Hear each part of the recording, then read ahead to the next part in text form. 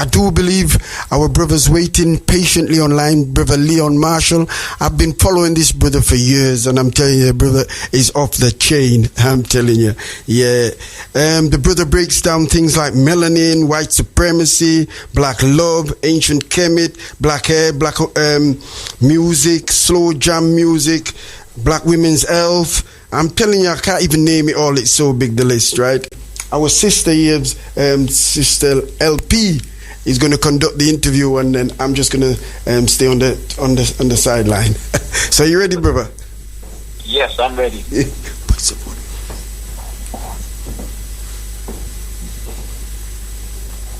All right, so hi Leon, thank you so much for joining us today. All right, hold on a second. It's an absolute pleasure, and we have been watching your work and watching you grow. You know, the work that you're doing within the community, you're educating, and this is so needed. Some people would think that, you know, we should already know this stuff, but do you find that this is like teaching people from scratch? Yeah. The reason why it's all based on, you know, hidden science is because this is what they hide from us. Right. So a lot of stuff that I teach, I feel like we really should have known it from school. For whatever reason, they didn't teach it to us in school. So a lot of us, this goes over our head and we just don't get taught it at all. Yeah. Okay. And why do you think that we haven't been taught this information at school? I feel like this is very powerful information for melanated people, especially obviously black people, to know.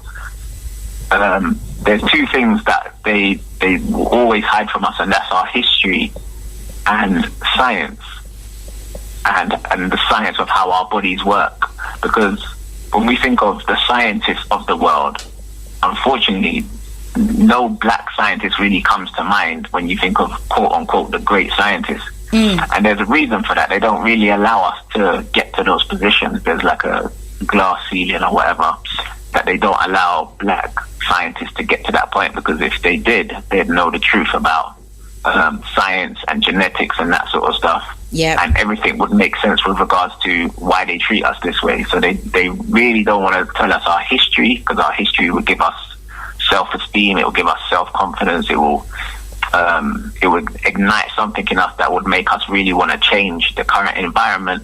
And they don't want to tell us the truth about science, because if they do, it all goes back to us anyway. When they talk about any scientific breakthrough, it's simply because of how they study the black body. Yes. So there's a black woman called Henrietta Lacks, and a lot of the scientific breakthroughs that have happened in the last 70 years is due to this black woman's cells. Right, okay. And do you think that they are still taking the cells from black people? Do you think that that's something that they're still actively doing? Yeah, because when it comes on to Henrietta Lacks, she died in 1951, and her cells are still in petri dishes in laboratories all over the world today. Right. They still use her cells for scientific experiments. Yeah. In fact, her cells were used to experiment on. Her cells were the first cells to experiment on the COVID-19 vaccine. So they literally used her cells to experiment the vaccines on. Right. Wow, I didn't know that. Okay, okay. So when it comes to our bodies, without being too, I don't know, controversial, would you say that there is a biological difference between, say, our bodies and the Caucasian body? Yeah, definitely. And this is not my opinion. This is science. So in my debut book, The Hidden Science of Melanin, I've referenced and quoted European scientists who have done the research to show that there's biological and chemical differences between melanated human beings, or highly rich melanated human beings, and people from other cultures. There is a huge difference. Right, okay. And I like the fact that you say highly melanated, because Caucasian people have melanin too, don't they? But what's the difference? What is our melanin, and what can we do with it? Is that a big question? So our melanin is called eumelanin, Right. So Caucasians, they have a type called pheomelanin, and our eumelanin is just a great absorber of light. It's an amazing absorber of light. Right. And when we absorb that light, chemical reactions happen in the body, similar to what happens in plants when they absorb light and then they perform photosynthesis. Right. So when they absorb, when the plant absorbs sunlight, there's a chemical reaction that happens in the plant that leads to photosynthesis, which leads to the plant producing glucose and releasing oxygen. In us, we have a chemical reaction which leads to vitamin D. Right. Okay. So anything that blocks that chemical reaction is going to lead to the ill health of black people. Okay. So I've got so many questions that I want to ask you that I've actually written down, but I just want to detract a bit and follow on from what you're saying here. So, you know, over here, the sun is blocked quite a lot. Is that then, would you say, to keep us away from our power so that our melanin cannot fully activate? Yeah, the fact of the matter is your melanin needs sunlight to be activated. So if it's not getting sunlight, it's not going to be at its strongest. It's going to be weak. Now, with that being said, if your melanin is weak, when you do go out in the sun, because it's weak, you might get burned, and then you're going to think it's the sun's fault, and then, you know, put on sunscreen and that sort of stuff. Yeah. So the aim is to increase our melanin, increase the strength of our melanin. Right. Because if you just rely on these chemical creams that they put on the shelves and that sort of stuff, then your melanin will just get weaker and weaker and weaker. Right. Okay. And that, I suppose, is why many of us can't actually stay out in the sun for too long now, because we will sort of come up in rashes or maybe not so much burn, but have a real sensitivity to sunlight. Yeah, we all do have a real sensitivity to sunlight, and that just means that that connection that we should have with the sun has been disconnected. Right. Okay. And the aim should be to reconnect with nature as opposed to let's find things to block it, because that is the narrative of people who are not highly melanated. Their narrative is, if this thing is aggravating you, block it. Yes. Whereas our way of life, and it has always been this way, is to connect with nature. Right. You know, be in harmony with nature. So if there's disharmony there, you look to resolve that. Okay. You don't look to block it. Right. Okay. Now, when you said then that it's about strengthening the melanin, how would you recommend that we go about doing that? Because we're kind of dependent on fast food, easy living, and sheltering, and, you know, maybe not so much living a natural life, more chemically enhanced. So how would you go about us starting, or how would you recommend that we start the process? Well, there's quite a few things that you can do, and I break them down in my book. By the way, I can hear an echo when I talk. I don't know if that's normal. Right. Okay. We'll just sort that out. Yeah. So it's just that we're I've got recording. literally a chapter in my book that breaks down how to increase your melanin, and I've got illustrations of how to do it as well. Okay. One of the main things we need to do is obviously the obvious things of changing our diet, because what we eat will affect how we interact with the sun. Right. Okay. So if we're eating junk food, that's going to have a negative reaction, and then that's going to affect how we interact with the sun. We got to look at that sun relationship as a very important relationship. Right. The same way you'd look at a relationship with a family member as a very important relationship. So, for example, your mum or your dad, that's a very important relationship. Yeah. Now, if that's disconnected, then the aim should be to try and resolve that issue, whatever issue's there, and have a great relationship with your mother. Okay. Okay. The aim would not be to block your mother, because then you're suppressing things, and you're like, I hate this woman, and she gave you life. Right. That's the same way we should look at the sun. The sun gives us, so why are we blocking it? If there's an issue there and the sun is burning up, then we need to look to resolve that. I always say to people that I look at the sun the same way I look at a family member, and you should love that person. Yeah. And you need to resolve that issue. If there's an issue between you and the sun, you need to resolve that issue. Yeah. But the issue is not the sun, because the sun has been here for billions of years. Right. Yeah. So if the sun is burning you or whatever, you got to look within yourself and say, what am I doing? What am I eating? What am I drinking? Yeah. What chemicals am I putting in my hair? What chemicals am I putting on my face that's messing up this interaction with me and the sun? Okay, yeah. Well, that really does make sense. But to get the full explanation, one would really have to buy your book, wouldn't they? They would, yes. Okay. Would you be able to tell us what the name of your book is and how we can purchase it? It's called The Hidden Science of Melanin. At the moment, it's just available on the Hidden Science Academy website, which is thehiddenscienceacademy.com. But next month, it will be available on Amazon. So you guys would just be able to type in The Hidden Science of Melanin in Amazon and buy it straight from Amazon. Perfect. Right. Okay. And you talk about many other hidden sciences as well. And I just wanted to touch on the one that you do, the hidden science of black music. I remember you gave a talk during lockdown.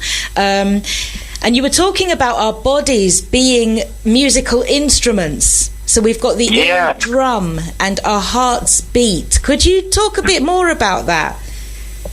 Yeah, so the way our bodies work, especially, again, highly melanated human beings, we work off of sound. Right. Everything's about sound. That's the reason why your body is like a big musical instrument. Right. So you've got your heart beats. You've got vocal cords. It's always to do with music and sound. Right. You've got ear drums. It's all to do with music and sound, because that's one of the most powerful ways that we communicate today, and we used to communicate even before language. Even when back in ancient Africa, when two tribes didn't know each other's language, they communicated through sound. Right. They communicated with the drums, so they'd be communicating through drumming and just certain sounds. Right. Okay. So when it comes onto our bodies are designed to not only absorb that sound, but translate that sound and literally make sense of that sound. Right. Okay. And so as well, I think I remember you were saying that our bodies kind of followed different rhythms as well. And I suppose then, when, to sort of link in with what we were saying before about the sun, darkness and lightness, daylight and nighttime, how does that interact with our bodies and music? That might be a big question. Do you know what I'm thinking? I'm thinking about us in a dance hall at night when we're listening to music. Does it kind of hit us differently under those settings? The sun's gone down, we're listening to music. It's like it's in our bodies, isn't it? We feel music. Yeah, exactly. But the music has changed. We need to understand how important music is to us. So, music is a form of electromagnetic frequency. Yeah. Okay. So, electromagnetic frequency, you've got light, like radiation, like ultraviolet radiation is a form of electromagnetic frequency. Okay. Radio waves. So we're on the radio now. That's a form of electromagnetic frequency. Right. So all these different types of frequencies are very important. Now, if you have too high of a frequency, for melanated human beings, it can be quite, well, for everyone actually, it can be damaging. Okay. The melanin that we have can literally absorb all types of electromagnetic frequencies. Yeah. Okay. That can be a good thing or a bad thing. It could be a good thing because you're absorbing certain sounds that, resonate with your body and help with your health, help with healing, that sort of stuff. But it could be a bad thing as well, because if you're absorbing, let's say, X-rays, right, those high frequencies from X-rays and gamma rays and that sort of stuff, that could have an inverse effect on your health. Okay. But your melanin's absorbing it either way, because that's what your melanin does. It absorbs the electromagnetic frequencies. It absorbs light. It absorbs sound. Yeah? Right. So the fact that the music is changing now, they used to make music analog. It's now digital. Yeah? Yeah. So all of the music is made on computers. Now the frequencies have changed. So those beautiful melodies and frequencies that the greats used to make, like Michael Jackson, Prince, Whitney Houston, James Brown, Bob Marley, all of those frequencies are gone now, because those frequencies were not digital. Right. So when you go to a nightclub now, not only are you listening to digital music, which is, you could argue, like, it's not even real sound. It's, yeah. And then you're under these synthetic blue lights as well. Yes. And nothing messes up your eyes in your circadian rhythm, which is your internal biological clock. Nothing messes up that more than blue light. Okay. When we are in the nightclubs and we're listening to the music, we feel like it's resonating, but it's literally messing up our circadian rhythm. Right. Okay. And that circadian rhythm, that's our nighttime, our sleeping rhythm, yeah? That's our day and night rhythm. So our circadian rhythm is what keeps us, kicking during the day and during the night. So it tells us when it's time to get up. Right. It tells your body when to release hormones and that sort of stuff. Okay. And then it tells your body when it's time to go to bed. So serotonin and melatonin play an important role. So serotonin is released during the day. Melatonin is released at night. Melatonin, when it's released, that's when you'll start to feel sleepy. Yeah. Right. Okay. Serotonin, when that's released, you feel alert. And some people have associated the hormone serotonin with happiness. Right. Yeah. So if that's not getting released at the right time, that could lead to depression in people. Okay. Yes. So our circadian rhythm being, healthy is very important. But here's the thing that's happening, especially in the UK. Black people, we're not out during the day. We're indoors because, the sun is this scary thing that we need to stay away from. Yeah. Then we go out at night. Yes. Yeah. And in some of my lectures, I make the joke, like, that's a vampire. Yeah. So we're turning into vampires here. We wear shades during the day. We're covering up our skin because we can't take the sun. And then we go out at night into these dark warehouses and party. That's a fact. That's what vampires do. Yes, brother. And I also heard you mention once that we shouldn't be wearing sunglasses because we really need to be connecting with the sun. Can you break that down a bit for us? Yeah. So the way our melanin is produced, there's a whole process, and I break this down in my book. It's called melanogenesis. It's a complex process, but it starts with sunlight going through our eyes and activating melatonin in our eyes. So a lot of people think that melatonin is produced in the pineal gland. It is, but it's first initiated in our eyes.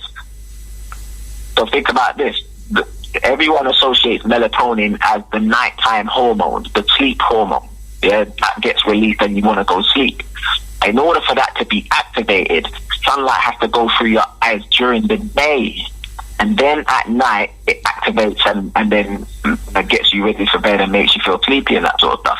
So if we're not getting sunlight directly through our eyes, again, that's going to mess up our circadian rhythm.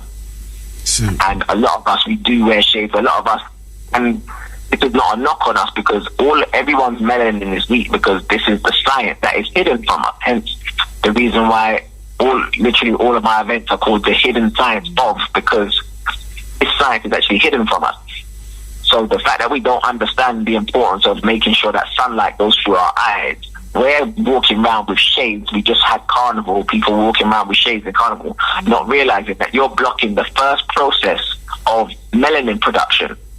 Wow. So when the sun doesn't go through our eyes, that will have an effect on melanin production. And then we wonder why black people are quote unquote more likely to suffer from type 2 diabetes, more likely to suffer from high blood pressure, cholesterol, more likely to, now they're trying to make sure that black people are more likely to suffer from skin cancer and that sort of stuff. So we need what we don't understand is it all relates back to melanin. So if your melanin is weak, all of these things will happen. Yep. But we're sun people by nature, aren't we, brother? Say that again, brother. I said we're sun people by nature. Yeah, we're sun people by nature, that is right. And if you look at our culture, you go back to ancient times, they literally, I don't like to use the word worship, but they literally worship the sun. You look at the hieroglyphs and the paintings from ancient Kemet, or some of the scriptures and some of the stuff that they left behind with regards to their artwork, and you see them looking up at the sun, and you see the sun rays coming down, yeah, and at the end of each sun ray, you'll see like an ankh. In other words, the sun's bringing life to us. You can see this in some of the ancient Kemet artwork, where they're literally looking up at the sun, and the sun's rays are shining down on them. And if you look at they signify the rays as just a line, and at the end of the line there's an ankh. Yeah. And this might be a bit controversial, brother, but there's a people that the sun gives us life. It gives us energy, gives us life, right? So, but there are some people that the sun kills. You know, when they're in it, they have to get all these cream and cover themselves. So, I think those people are not natural to the planet. Have you got an opinion on that, brother? Well, yeah, we do have two different types of melanin. So, eumelanin and pheomelanin. Now, eumelanin is a great absorber of sunlight, and pheomelanin is not so great. All right. However, and that's what Europeans and people with lighter skin have. They have pheomelanin.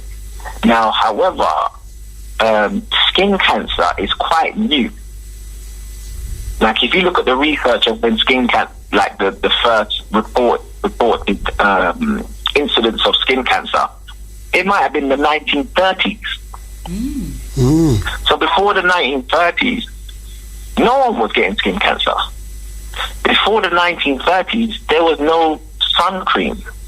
There was no sunscreen.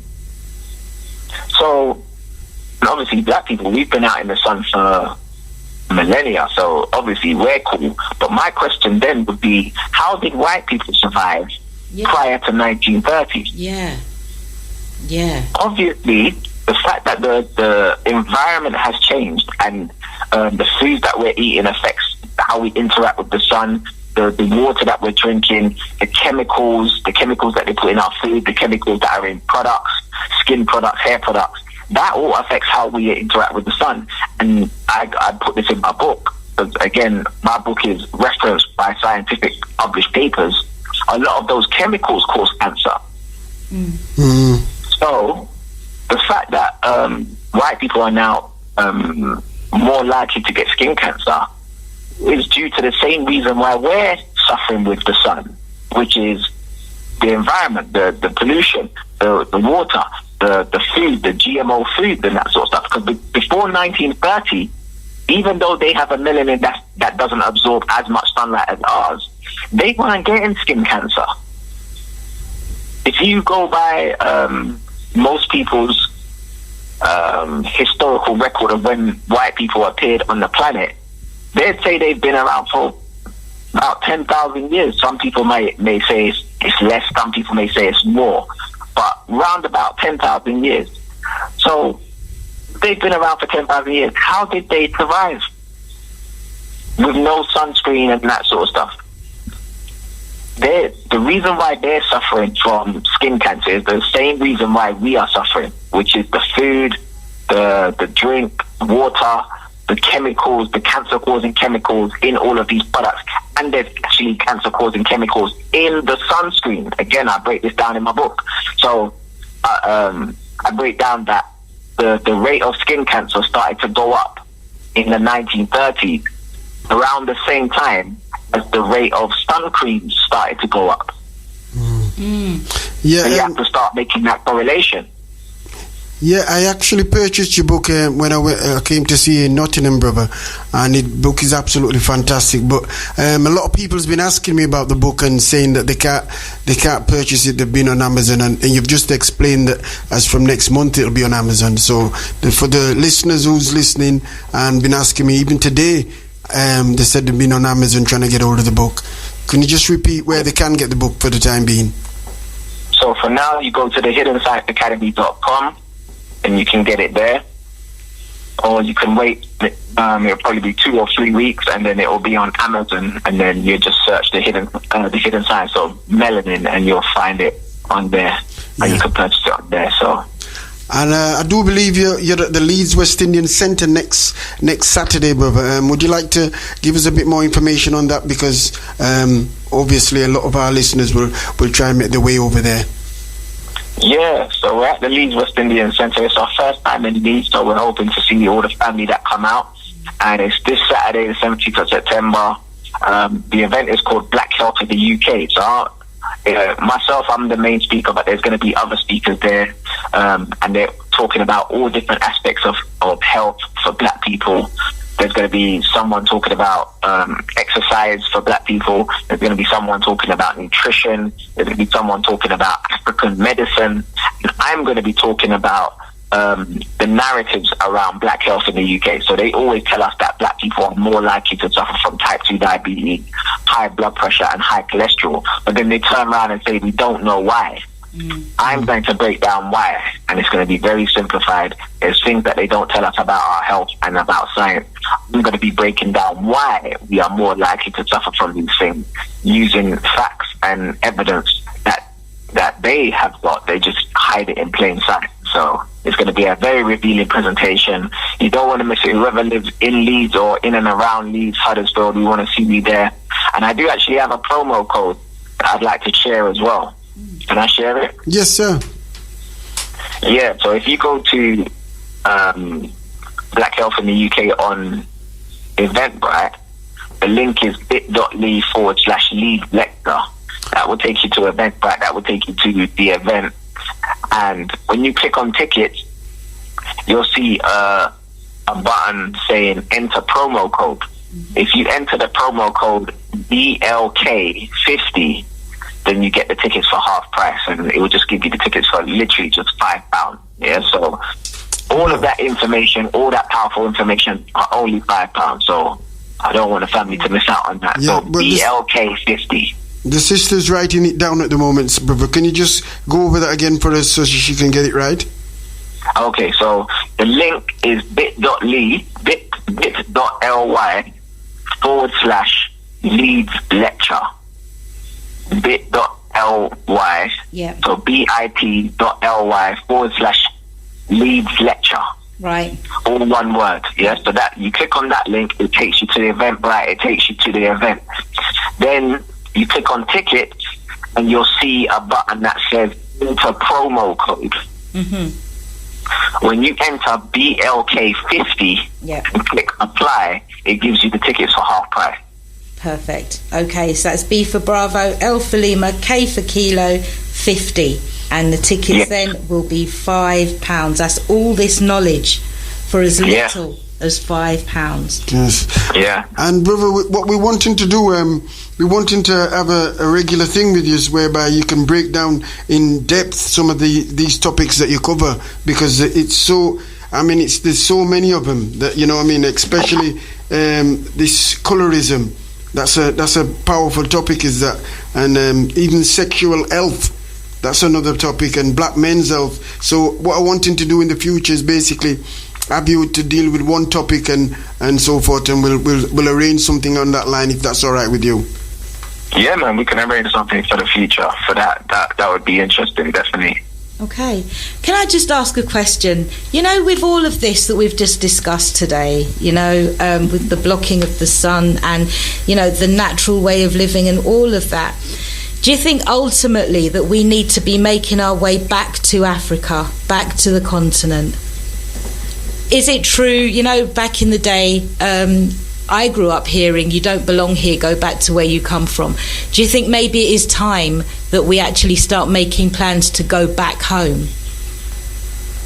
I think we should all try and find somewhere in the world where we just feel harmony with our environment. I know I've got a friend who, she went last year, she took her family to St. Vincent, and then she just started living out there. And she said that everything was different, just the mindset, the way of life, the people, obviously the food, the air, the water, everything. And she just felt at ease, and she said that her children can walk out of the house and it's like a family environment where she lives. So literally her child can walk out the house and she doesn't know where her child is, but she knows that there's people who are looking out for her child and the child is safe. Yeah. Why can't we all just live in environments like that? We live in an environment that is hostile. So even the other day, the police shot down a young black man by the name of Chris Cabba. We've just spoke on that, brother, in the program. There's a GoFundMe page that we've been pushing on this program for the okay. Okay. You can elaborate on it. You can elaborate on it a bit before us, though. Yeah, so that just shows the hostile environment that we live in. So they cornered him, they placed him in the police cars, and cornered him and shot him, and he was unarmed. That's right. So now they're literally doing the same thing that they do in America. They're just shooting us down, unarmed, chasing us, and then shooting us down.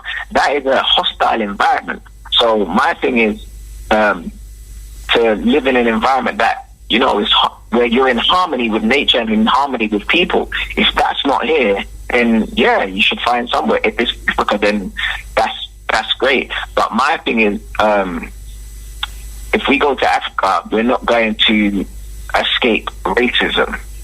That's right. Because a lot of people think that Africa's a better place than here because, you know, there's all black people. But it's the there's mindset, all black people, but yet it's the mindset. Africa, the continent, has been raped and continues to get raped to this day by the white supremacists. So Africa is still colonized. Africa, you're not going to avoid racism by going to Africa. Yeah, I fully agree with you. It's a mindset, you see. We've got to change. Our people's got to change our way of thinking. In truth, I believe that the people that live in the West is more, you know, they're more in tune with what time it is more than the people in Africa. You know, because the people in Africa, basically, a lot of them are just they're just concentrating on day-to-day living. They're not really interested in what's really going on in the world as such. A lot of them, I'm not saying all of them, and then so therefore their mindset is still colonized. Yeah. So you'd think that it would be the opposite. The people in Africa, they'd be super conscious. They'd know their history. They'd know about ancient Kemet. You know, they'd know about what's happened in the world with regards to history, African history, and that sort of stuff. Unfortunately, a lot of them don't know. They just live in Africa. They're just living their lives. Yeah, that's and they're unfortunately, a lot of them will be the first to turn around and say, you know, I don't believe in racism and all that sort of stuff. Look at me, I'm doing well. I'm just around black people, not realizing the effect that the white supremacists is having wherever they live in Africa. Wherever they live, the white supremacists is having an effect. Yeah, it's interesting as well, because you cover the hidden science of white supremacy, and it is very strong in the sense that we're seeing a huge outcry from our brothers and sisters recently in favour of the oppressor, in favour of those who thrive off white supremacy. And it's just interesting with regards to what's happened with our brother Cabba, likening his experience to that of our brother in America, George Floyd.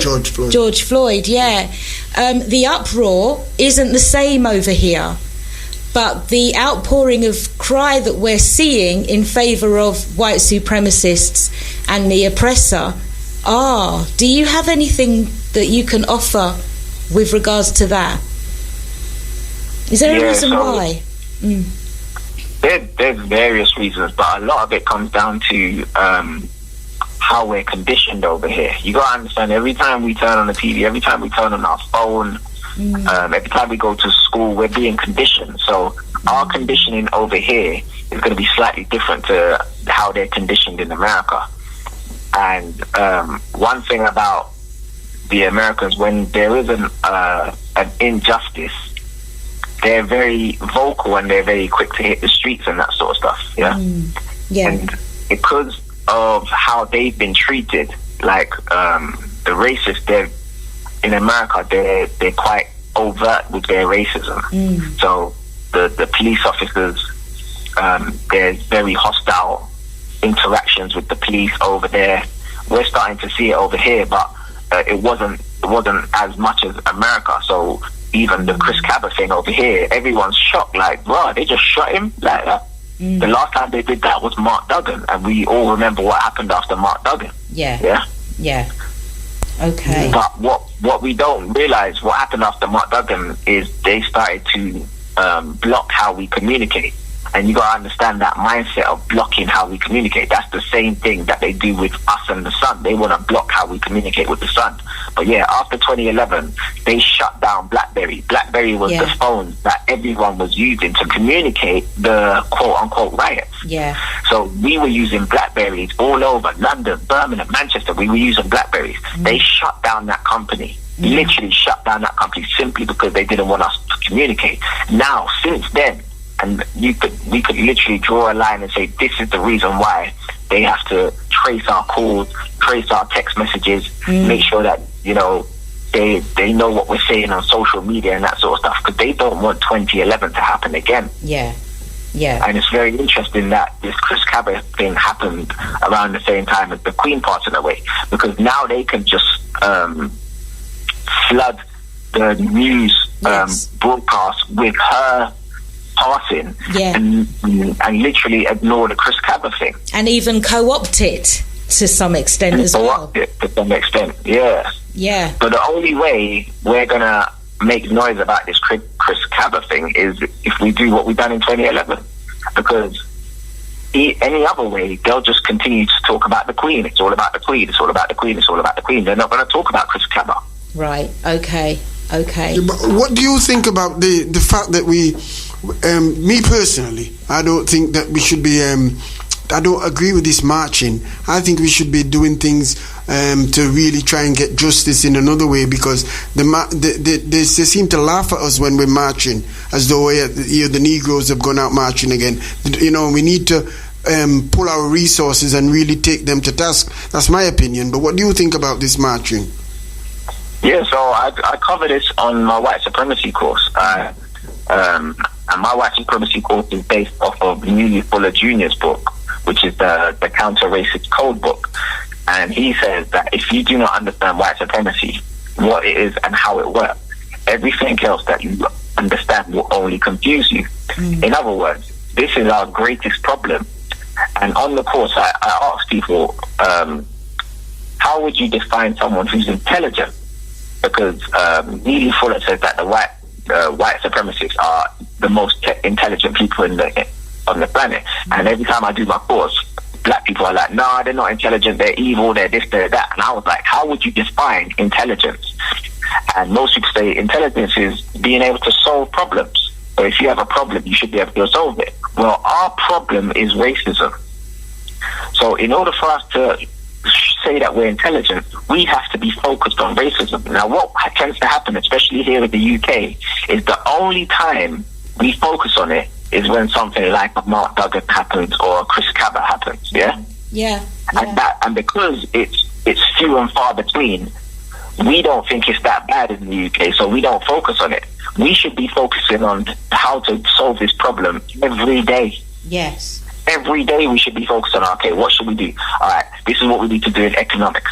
This is what we need to do in education. You see what we do over here. You see what we do with it. We're reactionary. We wait until something racist happens, a racist incident happens, and then we're marching the streets talking about Black Lives Matter. We should be focused on this every day, even when nothing, quote unquote, nothing is happening. We should be focused on, okay, what are we going to do? All right, this. And one thing that we have to be very focused on is with our children. Whatever they want to do at school, college, or university, you need to implant in their mind that whatever they're doing, they need to link that to solving this problem. Yeah. So, for example, if they want to be an architect, that's great, but you're going to link that into solving this problem, this racism problem. So when you become an architect, you're going to build a building for black people. Yes. Do you understand? There has to be a mindset. So what happens, especially in Africa, the Africans, they're very good at education. So they'll become doctors, they'll become lawyers, they'll become this and that. But there's no intentionality for them to use those skills to help black people specifically. Yeah. That's right. Yeah. That's right. And I always so we need to instill that in our children from young. Whatever you want to be, whatever you want to do, you got to use those skills to help us solve our problems. Yeah. We have everything and everybody that we need within our communities to govern ourselves and to move forward and progress. We have that. We've got a text here that's come in from 954. It says, as black people, we need to be in harmony with ourselves. The shooting of Mr. Kaba needs to be considered in relation to the response from the black community when we constantly kill each other, e.g. knife crime. I agree with that.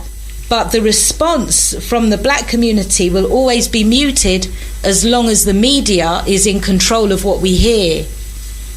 Is that correct? Well, yeah, I'd like to unpack that, because a lot of us, we do that. And again, this is the reason why I do my white supremacy course, because we don't really understand what racism, white supremacy is and its effect. Right. So nearly for all the people that have studied it, Dr. Francis Cress Welton, Neely Fuller Jr., Dr. Amos Wilson, these are the people that study this thing, and they all say that black on black crime is a symptom of racism, white supremacy. Yeah. Yeah. So if you want to solve black on black crime, you need to solve the racism problem. Yeah. Yeah. But why are they killing each other? We need to start asking why. Yeah. Why are they killing each other? Because young black boys who live in very nice areas, they're not killing each other. Yeah. So why are these young black boys who are in these bad areas, why are they killing each other? Right. And I think it was Dr. Umar Johnson in one of the Hidden Colors. He said that economic deprivation and miseducation are the mother and father of criminality. Wow. And that's in any race. So if you economically deprive someone, in other words, stop them from making money in some way, shape or form, and then miseducate them, they will turn to crime. Yes, brother, listen, the advert's going to be kicking in, so can we have you back on the other side to wrap up then, please? Yes. Right, hold on. The management's sorting this out. We're sorting out we so we are can continue. bypassing the adverts because this is a hot conversation. All right. So, with regards to what we're saying, can you just kind of repeat that again? Yeah, so he actually called it economic castration. They literally castrate us economically. Right. And miseducate us. Yeah. You put those two together, the person will turn to crime. So you think about young black boys, they are economically castrated. Yes. So they don't really have any avenues to make money. Yeah. Yes. Especially if they want to make money for themselves.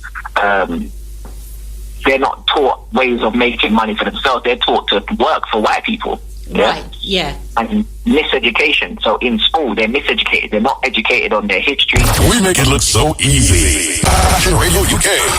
What it is all the every day. We are Passion Radio UK. This simple message is heard by thousands of your potential clients. advertise and capitalise. Email passionradiouk@hotmail.co.uk. It's the Naughty 90s Throwback.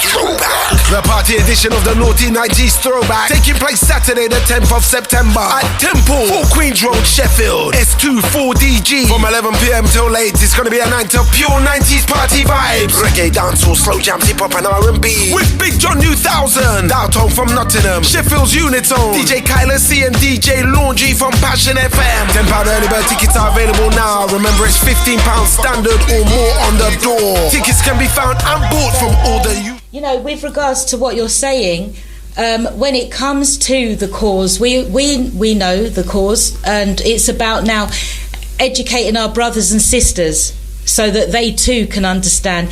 Just this knowledge, just this conversation that we've had now, if we could broadcast that to our nations, it could make so much change. So much change. Often when we are out in the community and we're giving talks and we're working with our brothers and sisters, it's such a small pocket of people. It's like we're preaching to the converted already. Right, yeah.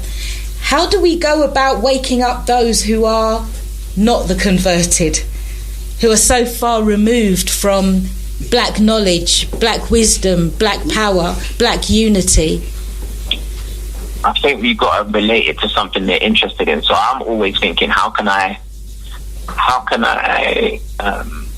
get more engaged young people? Because a lot of the people that follow the Hidden Science Academy, they're 30 plus, 40 plus. Right. But the young people, when they do come to my events, they love it. Very young children love the Hidden Science Academy events, and teenagers and people in their 20s. I remember I did an event. What was it? I think it was the Hidden Science of Black Love. This was at Middlesex University a few years ago, and there was a 24-year-old guy there, and he was in the lecture theatre, and he was looking around. He's seeing hundreds of black people, and he's looking around, and then he came up to me. He was like, "Bro, why ain't there more younger people here? I swear I'm the youngest person in there." He was 24, and he was so flabbergasted. He was like, "This was amazing. Why is there not more young people here?" And I was like, "You tell me. How can I engage with your community more, or your age group more, so they come to these events?" And I think it comes down to you need to do something that interests them. Now, for young black men, making money interests them. Yeah. So if I did the Hidden Science of black business, for example, I feel like that would get young people. Right. Hidden Science of making money or something like that, because that will get them. Now, when I get them through the door now, and they're in the lecture theatre or they're on the webinar, that's when I feed them the gems now. Do you get me? Yeah. That's when I start talking about, in an indirect way, that's when I start talking about racism, white supremacy, and how we need to solve that. That's when I start talking about black science and melanin and that sort of stuff. Once I've got them through the door and I've got them interested in what they're interested in, which is making money. Yeah, because there are so many, we have blockages, don't we, around self-worth when it comes to money. What are we entitled to? Do we deserve to be making money? There are so many psychological blockages that we have. Also seeing the struggle perhaps of our parents and grandparents, hearing terms like, does money grow on trees? Money doesn't grow on trees and all this kind of stuff. We don't always realise that these ways of thinking, these mindsets can stop us from flourishing. They can stop us from, just looking out for our younger ones and helping them to be more confident about making money. The root, money being the root of all evil, and we haven't even touched on religion yet in this conversation. Yeah. But what you've just explained is more of an older person mindset. The young people, they don't have that mindset. They want to make money. They don't have no negative connotations with making money. Right. It's older people, and again, that's due to being miseducated. We've been miseducated to think that money is the root of all evil. No, it's people. People are evil. Money's not evil. Money's just paper. Right. Money is just numbers in a bank, or money's just numbers that you see on your phone. Money's not actually a thing. If anything's evil, it's the people. That's just it. Like going back to the Chris Cabba thing. When you listen to the reports, they'll say that shots were fired from a police firearm. In other words, they're trying to make it like the firearm killed Chris Kaba. Yes. No, it was a police officer that killed Chris Kaba. Yeah. And we should really know the police officer's name. Yeah. Do you understand? So, but we've been miseducated thinking money's the root of all evil. No, people. And then they're trying to make us think that a police officer's gun killed Chris Kaba. No, police officer killed Chris Kaba. Yes, sir. But see, in my opinion, I think England is the mother. When I say the mother, I mean the mother of white supremacists. If you think about it, they speak English in America.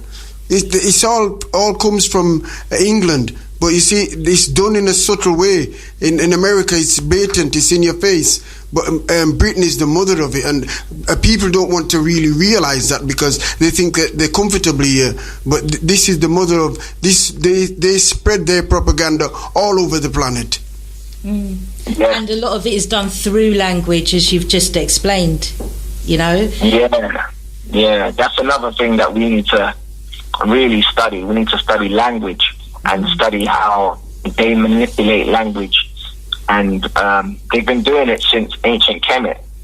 So in ancient Kemet, they'd learn the language or learn what it says on the hieroglyphs and all that, and then flip it and make it mean something else. Right. So even Kemet, even the word Kemet, land of the blacks. That's right. That's right. They make people believe that the Kemet, the land of the blacks, referred to the black soil. Right. So if you type in Kemet in Google, your search engine, and you want to learn what Kemet meant, they'll say black land or land of the blacks, but they'll say not associated with the people, it's associated with the soil. The soil was black. Yeah. That's their way of just manipulating the language and making, and because there's nothing to counter that, people will be like, oh, okay, Egypt used to be called Kemet, but it was talking about the land, not talking about the people. Yeah. Okay. We've got another message that's come through. This one's from 945. It says, some of us understand white supremacy and its refined use by all humans in the known universe. It seems that our position as black people is to accept a status of being a victim and not taking a sense of personal responsibility for our evolution. That's quite I'd like to unpack that. Yeah, because we do have that responsibility. Our evolution is our responsibility. It's never been in the interests of the oppressor to invigorate or enhance the oppressed. So it's something that we have to do for ourselves. Can you just sort of elaborate on that?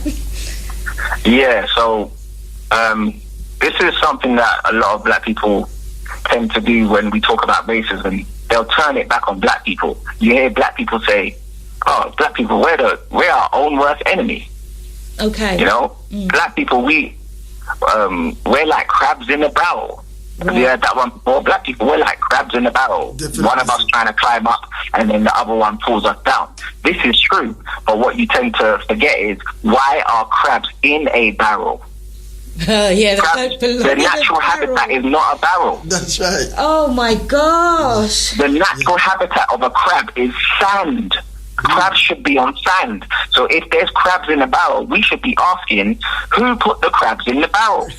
That's who we need to be focused on, but yet the crabs in the barrel are pointing things like, we're our own worst enemy. We need to focus on ourselves. It's our responsibility to get out the barrel, but we need to understand why we are in a barrel and who put us in a barrel. Oh, that's brilliant analogy, brother. Brilliant analogy. Yeah, you've killed me. I'm done. I'm done. No, I'm admitting I've never looked at it from that perspective, and I think it's a brilliant analogy, brother. Yeah. Because we always bring it back on ourselves. Like, black people, we're our own worst enemy. Black people, we need to do better. You hear black people say that all the time. We need to do better, black people. We need to be, and they point fingers at the young people. But young people, you guys talking to each other. You guys got to pull up your pants and have some respect, and always bringing it back on the crabs in the barrel. And no one's thinking about why the crabs are even in a barrel. Wow. Wow. Okay. So the barrel on this occasion then is this country? Well, yeah. Or is it the mindset? Is it tangible or is it intangible? It's all the above. It could be this country, it could be our mindset. And with regards to victimhood as well, because that's another one I hear a lot. Black people say, yeah, we shouldn't play the victim. Yeah. Now, here's my thing, and I got this straight from Neely Fuller. Neely Fuller Jr. is Dr. Francis Cress Welsing's mentor. These are the people who have studied racism, white supremacy for the last damn near 100 years. Like, Neely Fuller's 95 years old. He's still alive. Right. He still talks about racism, white supremacy every week on his radio show. Neely Fuller's still alive. Okay. Neely Fuller is still alive. And he says that we are all victims of racism, white supremacy. Right. We are victims. So we shouldn't play the victim role. We should understand that we're a victim and do something about it. It's just like when you think about racism or racist, change the C to a P. If we are talking about a rapist, yeah, and a woman got raped and that affected her psychologically, physically, mentally, we're going to turn around to the woman and say, why are you acting like a victim, man? Yeah. Like, because she got victimized. Yeah. So forgive her for acting like a victim. If she wants to change her life and do something about it and move on from that victimhood, yeah, that's her responsibility. But she is a victim. Okay. She got raped, so she is a victim. Yeah. And we are all under the system of white supremacy, so we are all victims. Now, people will say, I don't have a victim mentality, I don't. And Neely Fuller says that is the best slave to have, the one who doesn't think they're a slave. Because they're the easiest ones to control. If you do not understand the problem, in other words, it's just like someone who is an alcoholic. If you're saying I'm not an alcoholic, then you're not going to solve the problem, are you? No, the first thing you need to do when you go to exactly. The first thing you need to do when you go to an AA meeting is do what? The first thing you need to do. Admit that you have a problem. Admit that you have a problem. So the fact that black people are saying we don't have a problem, we're not victims, we're not even admitting the problem. So why are we going to do something about a problem that we don't even admit exists? And the interesting thing is that alcoholism is seen as an illness. It's classed as an illness, and we are an ill people as a result. No, you have to look at it from another perspective there as well, you know, sister. This devil is so wickedly wise. What he'll do, he'll sell you such as like cigarettes is bad for you. Now, because he knows he's made you addicted to this, he's blatantly putting it in your face. So you'll walk into a shop and ask for the strongest cigarette to buy, and he's got it on the shelf. But he's telling you it'll kill you, but he knows he's got you addicted to that, and you're going to want to go for it. So it's in your face, but at the same time, so, you know, our people, you go out and they're passing cigarettes to each other. They're killing each other, and to them it's normal, because they've been programmed to believe that this thing is good for you. Yeah. Okay. Yeah, all the things that we should be doing, obviously we've been miseducated. Yeah. And economically castrated, so a lot of us are not starting businesses, a lot of us don't have business in our community and that sort of stuff. So yeah, if that happens, you're going to do one of two things. You're going to go work for white people, or you're going to turn to crime. And the young people, this is something that I rate them for. They've seen what their parents have done, worked for 30, 40 years, and they see the result of that. Yeah. Their mom, their dad's got type 2 diabetes, they got ill health, they might have even died in their 60s, and young people are like, I don't want that for myself. Yeah. Yeah. So I rate them for that. They're like, let me go do some drill music, let me try and bust in music, or let me do something over here, or let me start my own business and promote it on social media and do my own thing. I rate that. Seeking alternatives. Oh, brother, really, I'm sorry, you know, we've got to try and wrap this up. And is there anything that you want to tell us to give us a final marching orders, and obviously promote the fact that next week you're going to be blowing up the place in Leeds, and after this interview, I'm telling you the place should be rampacked, brother. I can't wait. Yeah. I literally can't wait. It's my first time in Leeds, so I want to see all the Leeds family out there. It's not just going to be me. There's going to be, I think, 4 or 5 speakers. One of them is a sis. She's a psychologist, a child psychologist. So she's going to be coming from that angle. And then there's another brother, he does Tai Chi. He's going to be coming from an exercise angle. Another brother called Charles, he's got a supplement company, and it's all natural products around moringa. He's going to be coming from the nutrition angle. And then we're bringing a physiotherapist up there as well. So we're going to be breaking down black health from all the different angles. And yeah, I'm going to be coming from the angle of what they've told us, which is untrue, that we're more likely to suffer from this, that, and tell you why they say that, and why, if you believe that to be true, then it turns out to be true. Because a lot of us, we're here that we're more likely to suffer from this, that, and the other. And because we believe it, we literally create it. We can create the disease by just believing in it.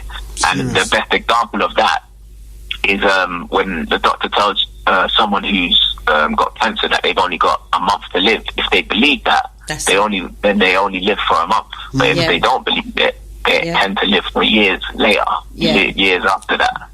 Yeah, and are you going to? I'm going to contact you in the near future, and I'm going to ask the listeners what topic they want breaking down out of this long list, and then we'll definitely be bringing you back on PassionRadioUK.com. We've got one more question here for you, brother. Sorry to the rest of the listeners with all the questions. We haven't got time to really ask all the questions, but we'll ask one more. Okay, so can we just check that you're still with us, brother? Yeah, I'm here. I can't wait for the question. All right, so it says here, crabs in a barrel. Is that then an environmental issue and not a systemic one? Do we then create a black systemic system, supremacist system? Should we create a black supremacist system? No. So Neely Fuller Jr. in his book, he says that we need to counter racism, and he says we need to replace the system of white supremacy with a system of justice. He says there's no point replacing it with a system of black supremacy, because then we just have the problem in reverse. No, we want to replace the system of white supremacy with a system of justice, and justice to him is guaranteeing that no person is mistreated. Why should anyone be mistreated? And guaranteeing that the person who needs the most help gets the most help. That is his compensatory definition of justice. He says we need to replace the system of white supremacy with a system of justice, and that's what every single one of us should be focused on, literally every day until it happens. Right, okay. Well, it has been absolutely fantastic speaking with you this evening, brother. I'm going to see if I can get myself down there next week. I wouldn't be speaking, obviously, but I'm coming from the perspective of dying, death and grief, and the effect that has on our brothers and sisters within our communities. I'll just go over the link again. If our brothers go online and they put b.ly/Leeds